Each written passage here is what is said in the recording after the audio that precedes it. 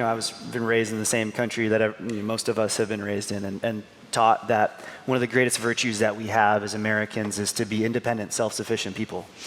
Our whole entire life is a trajectory of dependence to independence, right? Now, that's not totally true. We all get that. We're all kind of savvy enough to know that the quest for your independence is probably the wrong quest. But it's led me to believe that as an adult, I should be able to manage myself.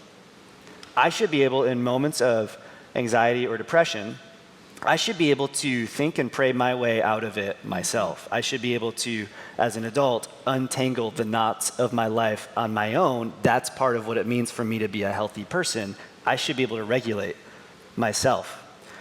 Do you think that's a fair expectation for a healthy adult to feel that they should be able to back themselves out of whatever corner they find themselves into?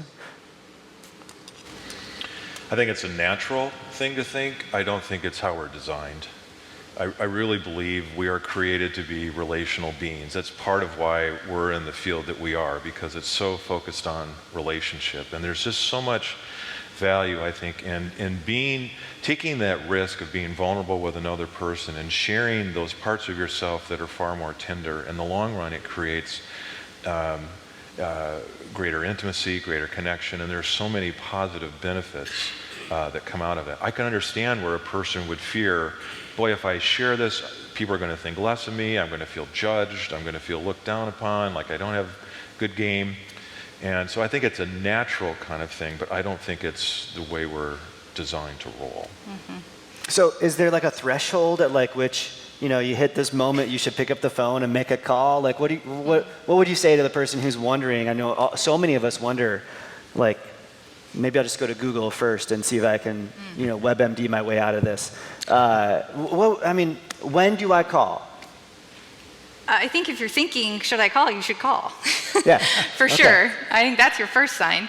But I also think if you're interested in if you feel like something's going on, and maybe it's not all the time, but it just kind of persistently is coming forward, and it's affecting your relationships and the way you function and the way you do your job, and it's affecting your ability to have happiness, whatever it is, it's anxiety, depression, something like a relational problem. Don't go to TikTok therapy, which a lot of people are doing, and just try to find a community of people that all feel like you, and this is what we think it is, and we can all diagnose ourselves, and then we're going to be fine.